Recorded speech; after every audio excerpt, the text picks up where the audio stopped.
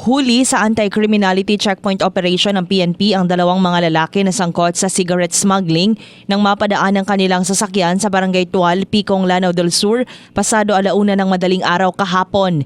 Kinilala ni PNP BARM spokesperson Lieutenant Colonel Jope Ventura ang mga sospek na sina Wafi Abdul, 31 anyos at isang alias So, 17 anyos, pawang taga-barangay Liangan, Picong.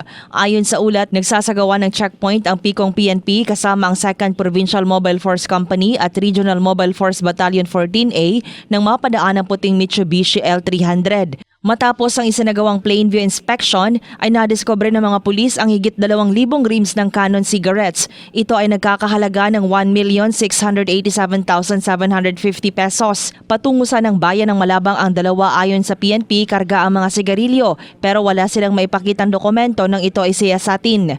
Nakatakda namang i-turnover sa Bureau of Customs ang mga nasabat na sigarilyo habang inihahanda na ang mga kasong isasampa sa dalawang mga sospek.